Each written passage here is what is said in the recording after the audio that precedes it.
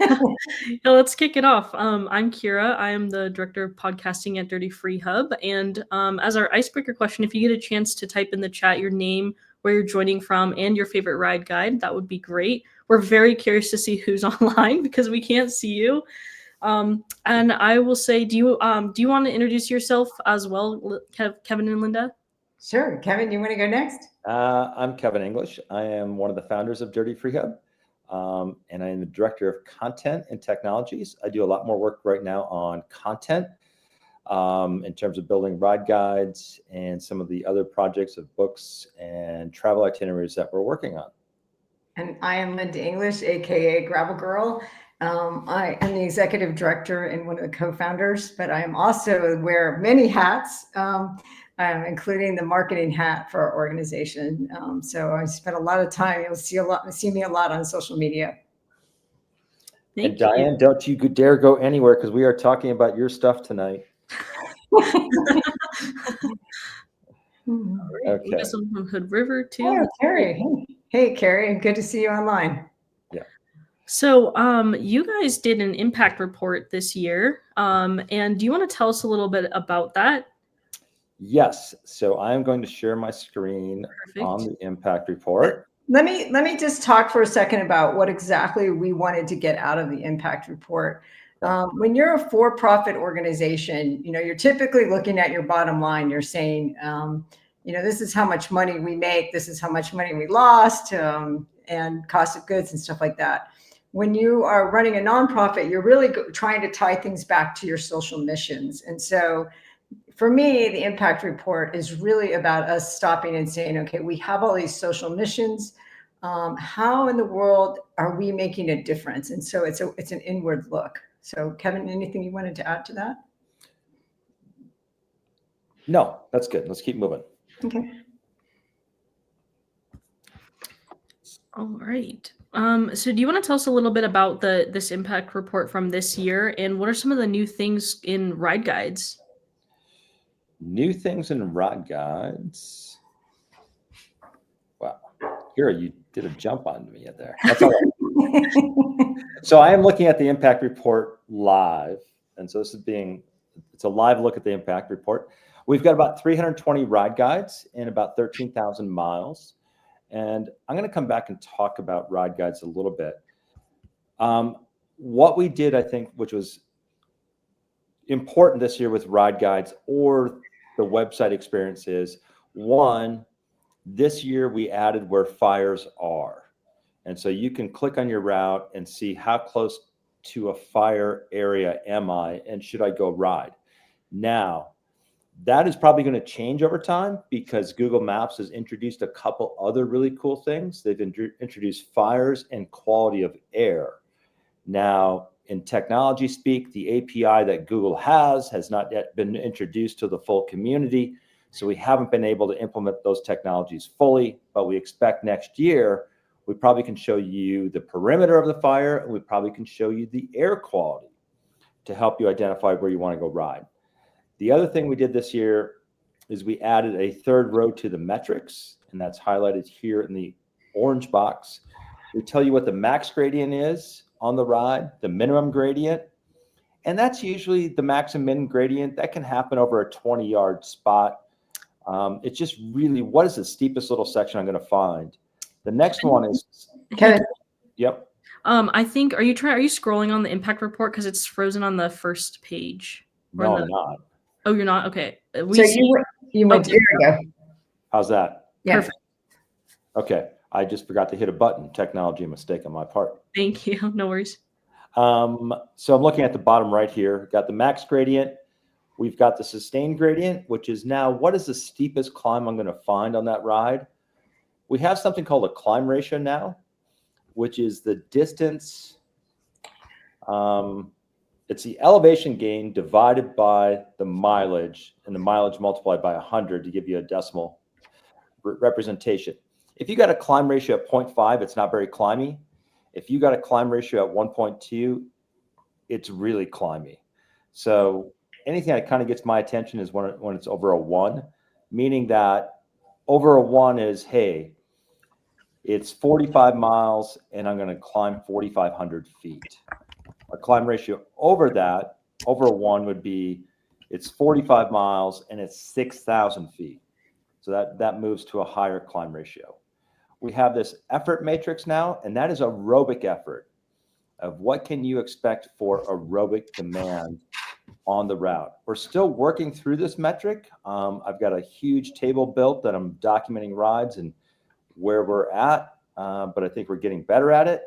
Effort level of 1 is pretty simple. Effort level of 5, pretty demanding. 5 is something like 100 miles and 13,000 feet of gain. One thing to notice above that, we have technical difficulty. Technical difficulty is like when you go mountain biking. Am I going to find dips, broken pavement, holes, washouts, that kind of stuff? And technical difficulty can go from easy all the way up to very demanding. We do not rate routes by easy, intermediate, or advanced. Our hope is that we give you the metrics to make that determination on your own, because somebody's easy is somebody else's intermediate.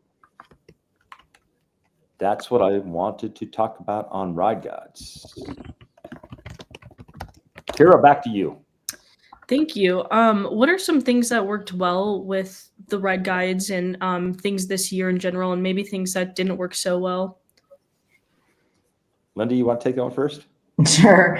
I can tell you one of the things that we struggle with all the time is there's sort of this concept that Dirty Freehub should grow into this massive organization that, you know, we have rides in every state. We have them in Ohio, we have them in Pennsylvania, we have them here, there, and everywhere. And I don't see that happening. And there's a reason why. It's because when people hand us a route, that's what it is. It's a route. So we need to go out there. The value that we're bringing is that we're going to go out there. We're going to ride the route. We're going to decide if we think it's really a 5-star route. We might change the start. And then we're looking for the story around the route. And all of that takes a lot of time. And so I would say the thing that we're trying to get people to really understand about us is that we are really different. If you want to go out and get, you know, 1 million routes in an area, you know, ride with GPS, there's a lot of other places to get that. They're not going to be vetted. You're not going to have a lot of information. You're not going to connect to that route. And so we are really, really different. And so in being different, that's the hard part about being different. Yeah. I mean, we are going to be curated routes by humans, meaning that we put tire on the terrain, rode it, and gave you our impressions of it. And this whole environment is going to change a lot in the next couple of years with artificial intelligence. But what we are providing you is a human curated experience of what we experienced. The other thing, I want to talk a little bit more about routes too. Our goal, or as we're funded currently, we can put out about 25 new ride guides per year. So that's about 1 every 2 weeks. For us to fully do a ride guide, the internal cost to us is about $5,000. And where does that come from? That sounds like a lot of money. And that's the comment we get a lot of times is that's a lot of money to develop a ride guide. Well, you got to think about it. Initially, you have to identify a place to ride. And then most likely, if it's somewhere that's away from your home base, you are traveling there. You're driving there. You may be staying overnight there in a campground or dispersed camping, something of that sort. And your first ride is typically not your last ride on that route until you get it right. You may have to do it 1, 2, 3, as many as 5 times. Kevin, I think that like when we did Honeyman out on the coast, I think that took us probably, what, 4 tries? Honeyman was at least 4 times. Yeah. And so that's on the coast. And that was 2 separate trips to the coast to make that ride happen or that route happen. Next part is you've got to have 2 people. You've got to have, for photos, for video, for safety. You're looking at, okay, we got to put 2 people out there. We have to send them out there with safety equipment of a Garmin InReach. So that adds into the technology. None of that $5,000 includes cost of vehicles, cost of bikes, cost of maintenance of bikes. It doesn't include any of that. The next part of that is just the writing time of putting it into WordPress and the editorial time, and then curating the media that we take on a ride. Typically, when we come off a ride, we have usually about 400 pieces of media, both pictures and videos, and then identifying those 25 best videos, cropping those, correcting those for photography, sizing those for the website, and then developing the 2-minute ride guide by selecting the video you need for that.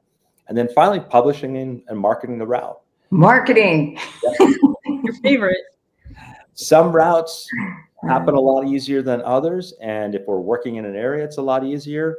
But if somebody said, hey, come to Montana and go to Whitefish, Montana and start developing routes, that's going to be a costly endeavor for us. So, and if you have any questions in the audience on that, I'd be happy to talk to you about it in more detail. But so that's where that's kind of at. Yeah, I appreciate you sharing the insight into that, because I think it's like, it seems like, sometimes it'd be, taking some photos and writing up things, but there's a lot that goes into these ride guides, and it's not just one person, it's a team. And if you don't mind me adding something on there too, I feel like you both are also really open to and are always looking for ways to optimize things too. Like this year we had a lot of internal organization of things, and it's like I feel like it's helped a lot with at least on the podcasting side, it's helped a lot with keeping track of things and helping things be optimized too. Yeah, I think, Kira, actually you hit upon something that I was going to talk about later, but I think one of our biggest successes this year is Dirty Freehub is a nonprofit. And one of the goals we really have is to make it a sustainable nonprofit, that it exists beyond Linda and myself into the future. It's sustainable. And for it to be sustainable, it needs to be a business.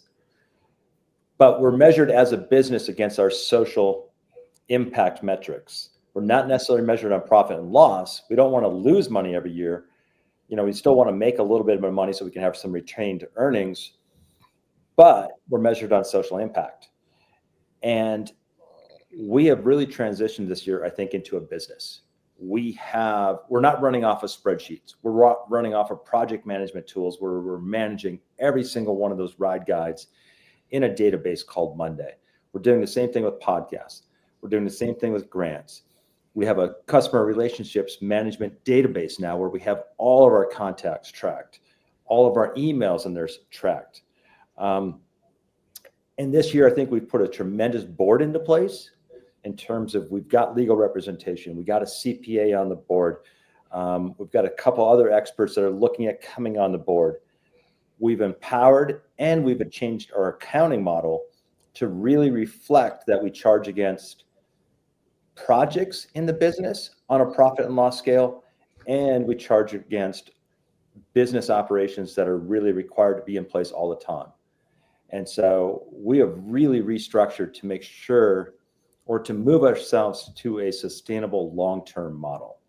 Because we've seen too many nonprofits start up, get initial funding, and go out of business. And it's something I'm seeing a lot of right now, of a lot of nonprofits that did some really great work, but really are no longer sustainable. Yeah, social impact's a big thing too. And actually, kind of shifting gears a little bit, Linda, do you want to tell us any stories or highlights from this year with some impacts from Dirty Freehub this year? Yeah, it's kind of two stories that I really think about that keep me super inspired to work on Dirty Freehub. I think one of them was we were down in Lakeview. We brought a group of cyclists down there. I think Kim Collier was there. I think there was a whole bunch of people there. I think we brought 20, which doesn't sound like a lot, right? When you look at the grand scheme of things, you show up in a little town, and it's a really poor town. And, we're walking through this town that looks like it's about ready to blow away because there's just nothing going on there. And it's beautiful riding there. I mean, Kim, you can talk to that. I mean, it's absolutely gorgeous. And, the thank yous that we got from that town were incredible. I mean, I got to write an article that was on the front of their local newspaper. I mean, it was a really, really big deal we were there. So for me, that's a big story for me. And it talks to our ability to provide economic impact to these really small towns that are out in the middle of nowhere. I look at someplace like Dayville, Oregon, or Sassabee, Arizona, which is right on the border down by Tucson. I mean, it's incredible the economic impact that we can provide. The other story that I like to really think about is we were riding a route called Tombstone, and it went over the Santiam wagon train. What is it called, Kevin? The Santiam Wagon Trail? Yeah, Wagon Road, Wagon Trail. Wagon Road. And I'm riding along, and somebody says, wow, isn't that amazing? They had read all about how the pioneers had gone through here, and you ride your bike and you're thinking this is a really hard road, right? But all of a sudden you're really connected to the history of that area. At least I was at that moment, and I'm so not interested in history normally, but it's just a different feeling when you're riding the bike and you're thinking about this historical moment of these settlers using this trail that's going up and over the mountains to move cattle and to move goods and stuff like that. So to me, both of those are great stories about the impact that we have. Yeah, you're so right about that. There's that like connection, like so I'm with you on that, where there's sometimes just being there brings a whole different experience and curiosity. Yeah, and I mean, I know, Kira, why don't you tell a little bit about your logging story, because that's that's just incredible to me that we've always had the mission of inspiring cyclists to get to be better citizens when they're out there. And tell me a little bit about your podcast that you did on logging. That was really fascinating. Yeah, so we did a logging series on a podcast, a 3-part series on logging, and I wanted to like find a way to kind of replicate it via audio, like the experience there. And so to do that, I actually went to Starker Forests in Corvallis and hopped along in a log truck, and actually went to the site to kind of get an experience there because, I mean, kind of being younger too, I'm like, there's parts of me that are like, I'm probably okay to like, sneak through here. It's practically 3 p.m. But going there and experiencing those things really put on a different perspective, and also just capturing it along the way. Like not only the sounds of the log trucks and the sounds of like the people working, but also the stories that a lot of the people shared with us too. So that was another thing similar to you, Linda. That experience was like a totally different connection on something you wouldn't think about. Yeah, I bet you when you see a logging truck, you have a whole different reaction to them. Like I know when I see a logging truck, I'm like, I just get off the road, Oh yeah, I'm pretty adamant about it, about the rules with other people too. If I hear people like, oh, we can go through there, it's like, no, you cannot go through there. You're not.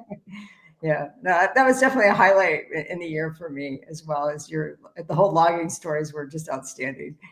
So I got a question for Linda, and actually Kira too. So Linda, what do you think didn't work well or that we can get better at? And Kira, I'm going to ask you the same question. Well, I mean, okay, so I'm the executive director, so that means I spend a lot of time worrying about funding. And what works well is like sometimes we connect to somebody. I get a $15 check from a woman every month named Maggie, and she's super cute, and I love her to death. And it doesn't sound like a lot, but it really does support our organization, and we really appreciate it. What we do when I look at our overall numbers, the number of people that visit our site, and I use the number 500 a day pretty regularly. So we have about 500 people a day that will come onto our website. That's not social media. That's just coming onto our website. Typically, they're looking for a route. So they're saying, hey, I want to go ride somewhere. And to me, where I feel like we could improve is having a better relationship with those 500 people. And it's not only for fundraising, because that's always, when you're, like I said, when you're the executive director, that's what you're worried about. But it's also just about having a stronger relationship with them. And that means getting them to post on the ride guides comments and saying, hey, there's a problem here. We found some downed trees, there's dogs, there's whatever, or I love this was an outstanding, and send us some pictures. So I think we could have a much, much stronger relationship with our community base. Okay. Kira, what do you think we can do better, or where do you think we're missing opportunities? Yeah, I think this conversation has come up a little bit with some newer folks who've come on board with Dirty Freehub too. But I think getting some of the younger population involved in Dirty Freehub, well, something I turned 60 this year, so that's kind of a sensitive topic. What was that? I said I turned 60 if you were to know, so that's a really sensitive topic. Yeah, I like to think I'm 44, so I'm about ready to retire soon. No, I agree with you, Kira. I totally agree with you. Yeah, there's like a part. I mean, I see a lot of my friends riding Dirty Freehub routes all the time. I get lots of questions like, which route should I go on, and all kinds of fun things. They're so passionate about it, but I feel like there's a bit of a disconnect sometimes still. And it's like, as an organization, how do we bridge that to wanting them to get more involved with it? Like they're very interested in like the ride guides and reading the ride guides and using the ride guides, but like what makes them want to like get involved in an organization more, like come volunteer or come help host rides, things like that too. Yeah. I think one of the key things is we do listen to you being the community, a lot on the comments blogs. And I'll give you the example that recently came up. There was a couple comments we got on routes. Did you change that, somebody, Linda? Okay. I did. There was a couple comments we got on routes regarding a series of dogs. And I made a phone call to the sheriff, and I spoke with one of the deputies, and I got educated by the deputy. And the deputy was like, these aren't your ordinary dog. It's a livestock guardian dog. And it's a dog that is trained to be with herds of animals, whether that be sheep or goats or cattle. And those dogs have special rights, and they behave in a particular way, a way that may appear very threatening, but there's also a way to, if you understand how they behave, to minimize your interaction or anxiety of an interaction with them. And that came all by, riders providing comments of, hey, here's what is happening. And same thing with if you ride a trail or a route and it's got trees on it, we have a crew that goes out and clears routes from trees and brushes them. We just need the information. And so the more information you can provide us, the better. Because we had tremendous success this year working throughout the state on getting some stuff cleared, whether that be in Brookings. We've had success in getting landslides filled on certain roads. But if we don't know about it, we can't do anything about it. And those comments are monitored by Bella, our operations specialist, on a daily basis. So that's one way you really can help out yourself, us, and most importantly, the gravel community. And we also do sometimes give out swag. If it's a really good comment, there might be some free water bottles coming your way. So we're not above bribing you guys in order to not be shy and post comments on our site. Yeah.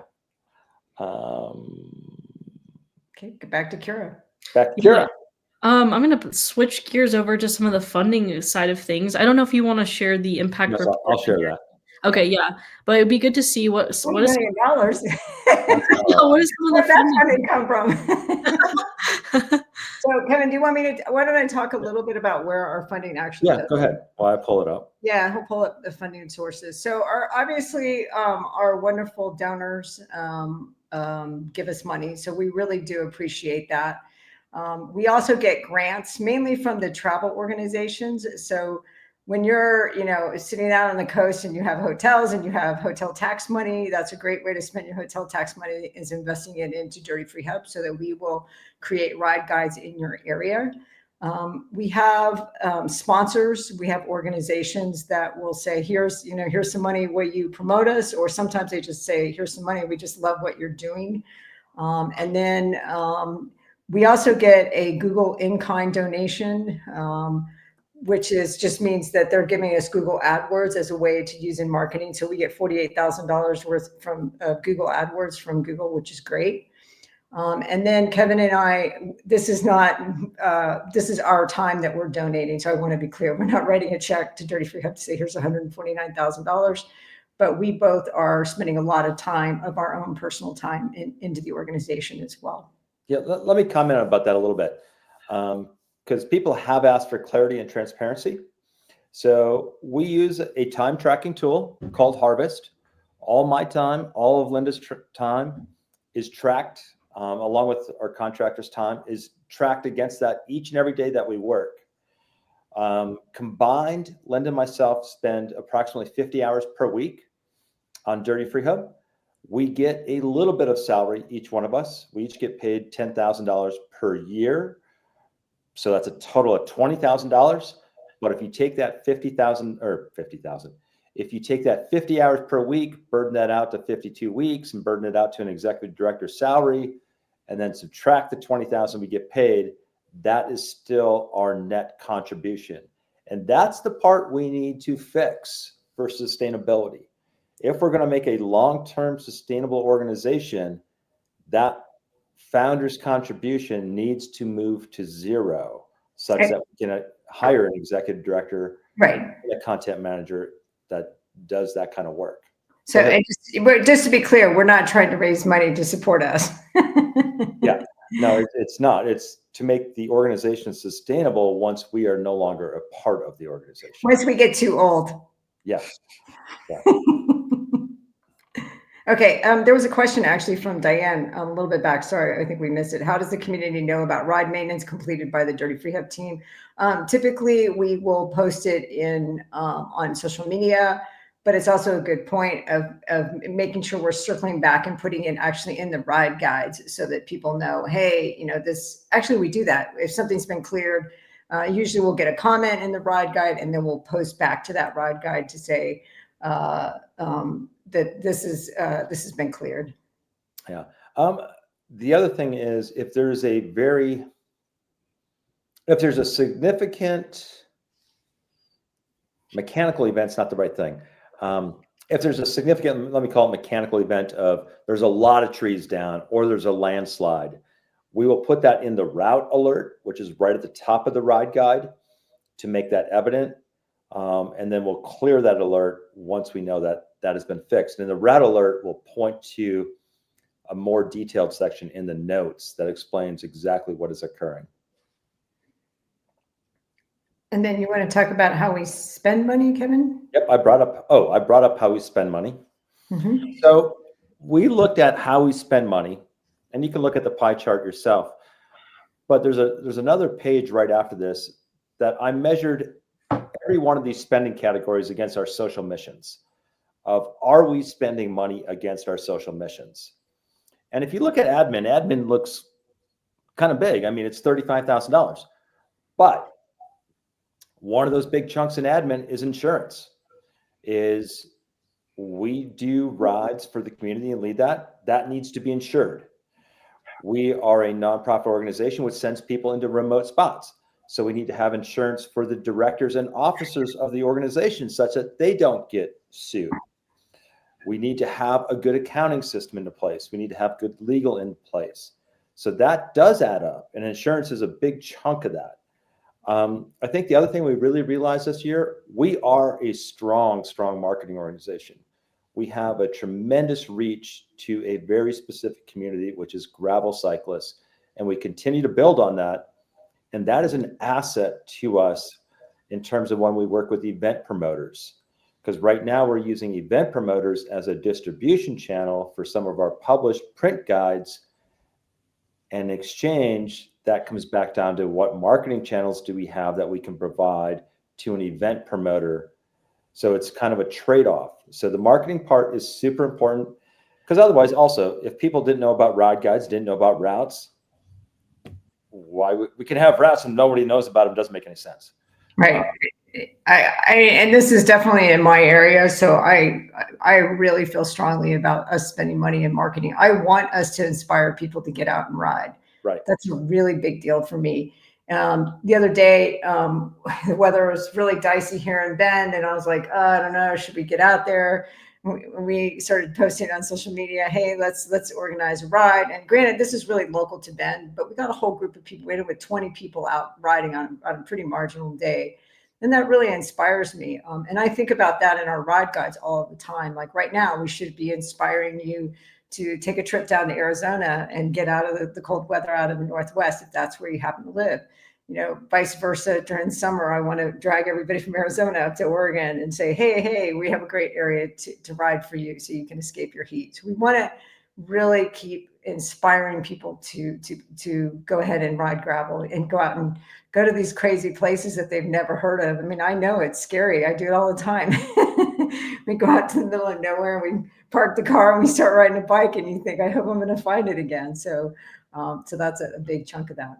We spend money with the Dirty Roads crew, and this actually I'm super proud of. We don't spend a lot of money with the Dirty Roads crew, But to equip a sawyer, you've got to get that person the right protective gear. And what we found is if we do not invest in high quality protective gear, the sawyers are reluctant to wear it. So when we have a sawyer who becomes certified, we spend the money on getting them a really nice set of chaps, basically wearable pants that they will wear. But that's a $400 expenditure just in pants for them. Then we get them helmets, eye protection, ear protection, the gloves and the chainsaw. And so for each sawyer, and then they have to go through training and first aid training. So just to get a sawyer on the ground is about a $2,500 expense. So that's where that comes from. Technology, that's just the platform and all the tools we use and that we keep investing in. This year, technology includes opening up the online store, adding the fire overlay, adding the other metrics to it. And then you see ride guide development, both restricted and unrestricted. Restricted ride guide development is ride guide development that is attached to a project or a grant where we have to develop those routes and specific routes based on that grant. Unrestricted is when we have monies available that are beyond covering our standard business operations that are from donors or sponsors. We can use that to develop routes in any one of our domains on the West Coast. And then rollover revenue is we like to stay a little bit more positive than negative and keep putting a little bit of money in the bank. Linda, comments? Yep. Okay. Kara, back to you. Let's see. Looks like you covered all the funding things. Do you want to talk a little bit about kind of where Dirty Freehub is going for this upcoming year? Yeah, we have a couple of different focuses. Many of you will know that last year we got a grant from Travel Oregon called All Access. And this is the year we're going to be rolling that out. So it's going to be a huge focus for us. So what is All Access?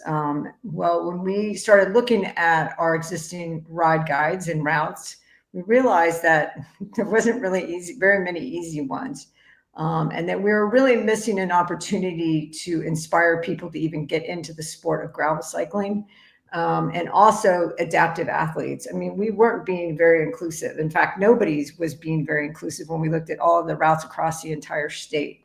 So we created this new program that will be launched in April, I believe, Kevin, where we will have 2 physical printed ride guides, just like we did with the Coast. Guidebooks, sorry. Wow, I can't believe I messed that one up. Along with accompanying ride guides across the entire state of Oregon. And that's, to me, is just the start of getting into easier routes and being a lot more inclusive. So Kevin, do you want to comment more on that? Yeah, so by the end of April, we should have approximately 30 all access routes in publication. Our long-term goal that we committed to Travel Oregon with was that the total catalog of Dirty Freehub routes in 3 to 5 years, 15% of that catalog would be at least all access routes. So we're driving towards that. Now, as we keep adding 25 routes each year, a larger percentage of those has to be all access to hit that goal of 15% in 3 to 5 years. So the catalog will keep expanding. That's all I'm going to say about all access. All access. Yeah. And then the other big switch we really need to make this year has to do with really focusing much more on the people that are using our website and something we're calling community membership and personalization. So Kevin, why don't you talk a little bit more about community membership and personalization? Okay, community membership is a membership model. And the first step, and with membership, we're not taking anything away from any current users of the site. And I'll put one small caveat on that. We are going to make the site that you must have a login and a password to the site to get to the ride guides. And part of that is to move us forward in the personalization domain. And also in the domain for us allowing to apply for grants. If we don't know exactly how big our community is, it's very hard for us to build that story with granting organizations of what impact we're having. So it will be a free type of login, but we will have a login. And then from that, we're going to build some membership models where we're going to roll out some new features and some new things. And you can choose to subscribe to those memberships, or you can choose not to, but you will still have access to all of the content that is on the site, maybe just in a different time domain. The other part that we're really looking at is how do we personalize content for you? Because right now we tag our routes and our content pretty well. But how do we use tools like artificial intelligence now to start identifying how can we provide you a very personalized experience? And that is something we're strongly looking at. We know we have interesting content, tagged content, and also by having a login, we can see exactly what content people are consuming from what regions and what times of the year to then provide a stronger personalized experience for you. So let's say you do a ride and we're aware that maybe you didn't listen to the podcast that deals with old juniper trees and how cool they are as an old growth tree.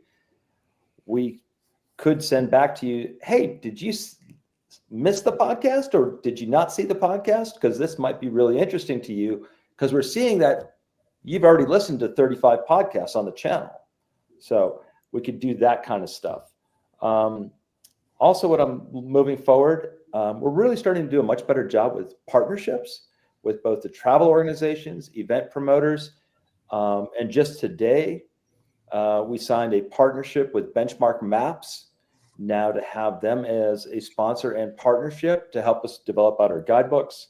We got the all access guidebook, and then we're doing the travel itineraries, which are 3 days in travel itineraries, very similar to like what the New York Times does with like 36 hours in Barcelona or 36 hours in New York City. It documents 3 rides for you, one on Friday, one on Saturday, one on Sunday, some cool spots to go eat or grab a cup of coffee, some museums or historical sites to go to, those kinds of things. That's kind of moving forward what we're looking at.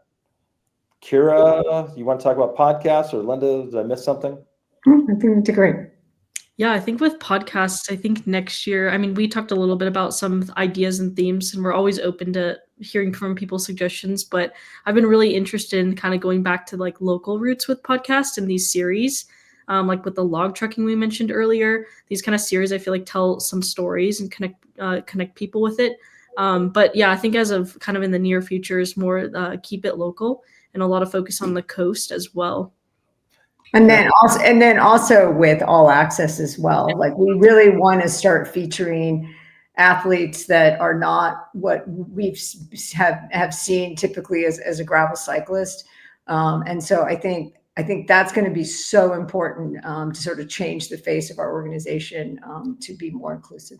Yeah, that has been a very meaningful project, actually. I can't wait to release those podcasts because they're kind of ready for next year. But the all access has been a fun thing for on the podcasting side because I've been going to go out and go ride with these athletes, and we're defining all access as, you know, someone who's needing shorter rides. And so it's been showing up in so many different ways and avenues to meet with these riders, and they tell their stories, and we get to go on these really awesome adventures together, and you just would never expect it. So who's been your most favorite athlete you've profiled so far? Oh, I don't know if I could play favorites because they're all so different. I think my favorite thing has been just the like variation. It's not like, you know, it's just been so many different exposures to things. Like we're trying to feature people who might be getting back on the bike after a really severe injury. Actually, Bella, her friend or some sort of connection, she had a kidney. She did a kidney donation to her father. So it's like something you might not expect, but is someone who needs an all access route. We have adaptive athletes. We have people who have different disabilities. And so I think that's been my favorite part, is not one person, but the whole encompassment. Good response. One thing we didn't talk about, can you talk about pop-up events, which is kind of a new thing that we did last year? You want me to talk about it? Yeah. Yeah, what is a pop-up event? Yeah, a pop-up event is for those of us who don't like crappy weather. That's the reality of it. Because I've always said, like, I don't mind doing events. Events are fun as long as the weather's good. So we really started brainstorming this and saying, well, how can we make sure that we get an event that, we're not in the middle of some big torrential downpour. And so we said, well, if we weather watch about a week or 2 weeks out, and then all of a sudden we throw together this event and we just see who's game to go to a specific area, it'll be a smaller event. And we like that anyway. So we're really good with that. In Lakeview, that was it. I think it was maybe like 8 days beforehand, we started sending things out and saying, hey, everybody, let's meet in Lakeview. And then we all ran down to Lakeview. And so, it takes a lot of effort on our side because, we've got to get the routes figured out. We need to figure out where everybody's going to, where we're going to, where we think we're going to kind of sort of have a central hub. I wouldn't say everybody stayed because not everybody stayed at the same place. And, sort of what the structure to it is. But if you can do that where you're weather watching and you get this awesome weather, it is so much fun. I know anybody who went to Lakeview will say, oh my God, the weather was perfect. So my follow-up question is like, okay, you had 25 people go to Lakeview. 20, yeah. 20. The comment could be, that's not very impactful. It's not a big deal. But it is a big deal because if you think about the marketing, tell us about the marketing part of why it's really a big deal, even though only 20 people showed up. In terms of starting to build that as a gravel destination.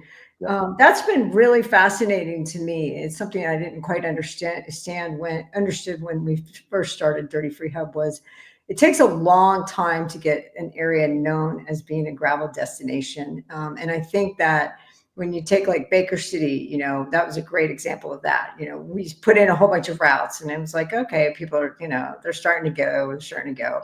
But then you have an event there and then everybody goes back and, they're all posting all over their social media and they're telling all their friends, oh my God, Baker City was so awesome. We should go back there. So it does really start creating this momentum. We hear from Baker City all the time. They're like, oh yeah, we just got another pack of gravel cyclists that came through here. Some of that has to do with the great idea of having this 3 days in itinerary. But it also has to do with just this sort of over and over and over and over again messaging. And if you know anything about marketing, that is the key to it. It's not just, hey, we told you guys all about how great, cycling is in Baker City or Lakeview or Klamath Falls or the coast or wherever. It's about just this continuously reminding you like, hey, these are great places. Hey, these are great places. Hey, these are great places. And that's how we can build out those areas to be gravel destinations. Yeah, it's about it's about building momentum and exposure, and it takes time. Yeah. So, Kara, back to you. Yeah, well, I think I will open it for some questions, but also while we're doing that, is there some anything else I may have missed, did not ask, or something you want to highlight? Well, I'd like to first off highlight you, Kara, because I know, but you are such a superstar. And Kara is really a big success story for us. I don't know how many years ago was that now that you started as an intern? Yeah. Like 4 or 5 years ago. I don't know, Yeah. 5 years ago. Gosh, probably. She showed up. She looked even younger, I can assure you. And she was getting a degree in computer science. And so she shows up and we go, okay, well, we need to move our site over from a .com to a .org because we were becoming a nonprofit, which is a terrifying thing to do. And it sounds really easy, but it's not. And we were doing a bunch of other complicated things. And she started working on this. And then I remember one day she comes in and she says, hey, I'm thinking about, I'd like to do podcasts because we started this podcast channel. And I'm thinking, you really, that's what you want to do? I was so shocked. And then come to find out she's great at it. And so she ended up becoming our director of podcasting. And it's just, I really love the idea of Dirty Freehub. Like the other social mission is, if we didn't have enough social missions, is that I'm always looking for, how can we turn this into a sandbox where somebody like Kira can come in and really play and learn skills that then she can take either elsewhere or continue to stay with us. We can't get rid of her now. But we really, really love that influence, being able to influence the Kiras of the world, but we also want to influence the bike industry. And we see that all the time. That's something that is very intangible.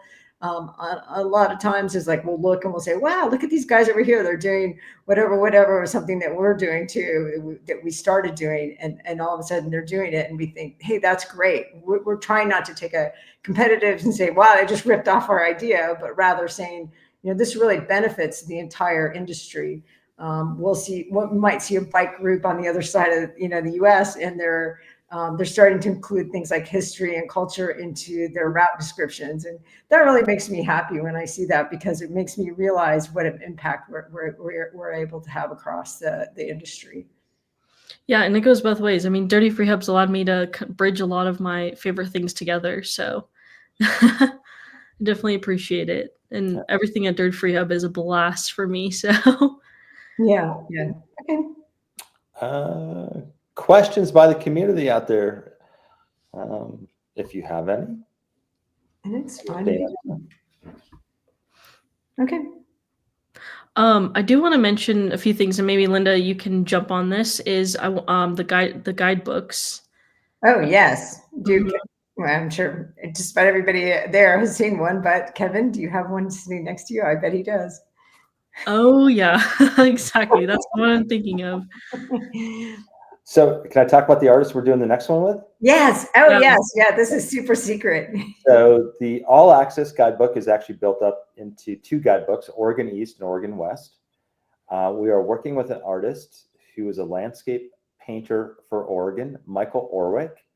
And we have actually commissioned him to create the original pieces of art for both guidebooks. And we are going to put his original pieces of art on sale on the website when he completes them, and hopefully recoup our full cost from that. And working with Michael has been a tremendous pleasure. He does some great work, and I'm really excited about featuring some of his art there.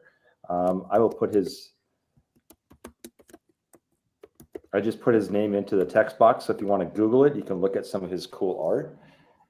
So I'm super excited with that. I'm super excited with our new partnership with Benchmark Maps and Cartography for the guidebooks. And there's a couple things we'll do a little bit better in the next guidebook. So. Okay. All righty. And the last thing too, Linda, if people want to donate to Dirty Freehub, where should people go? Our website, of course. Top right, it says donate. Yeah. And the top right there. We do appreciate it. Actually, in looking at a lot of these names, I know you guys have all donated. I really, really do appreciate it. Marcus got a good question. Yeah, this is a really, really good question. Mark, you're asking, so I'm going to take this one as director of content. You're asking a really good question. So as you saw in the budget, we have... Repeat the question. Go ahead and repeat the question, just because Is there a focus on what areas you want to cover or build ride guides? Oregon, Arizona, Washington, etc. So, excuse me, when we looked at the budget, we had building ride guides, restricted funding, and non-restricted. Restricted funding comes down to, did we get a grant or project funding from a travel organization? And if we've gotten that, that's where we end up building those ride guides. Right now, we have money from All Access for Travel Oregon, which is statewide. We have a project currently with Lakeview, where we're building a 3 days in product. We have a project with Klamath Falls that's a little bit bigger in scope that we're working on. And then hopefully we're going to have a project that comes up with the Painted Hills. Now we are making a push right now. And then so the next part of that is we look at where are grants and what grants can we apply for. And interesting, what happens with grants is Nevada right now is a territory or a state that has a lot of funding on the table for developing rural areas. So we're starting to build a channel of contacts in Nevada. States like Washington, we need to find a partner. because we know that in Washington, we as Dirty Freehub cannot directly apply for a grant because we will not get funded. And we've been told that by the Washington State travel organizations. It's because we're Oregon based. That's what they don't like about us. Yeah. So, and then Arizona, same thing. We're working with those travel organizations over time to develop those relationships. Now, what would seem like it should not take a long time does. Building relationships in a new state takes anywhere from 1 to 3 years to get to a point. And typically what will happen, the very first time you apply for a grant in a new state, you will not get funded. And that's just part of the process. But the second part of the process is you don't get funded, then you ask for the meeting with the grant manager to understand why you didn't get funded. The purpose of that meeting really is to start building a relationship with the grant manager. So they place a face to the organization. So then the next year, when you go back in and apply for that grant, you now start having a personal relationship with that grant manager.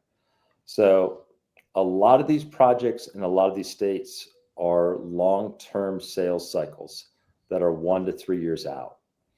And we keep getting more refined on how to approach that. And that was actually part of our emphasis this year with Monday and our CRM tools of understanding this process.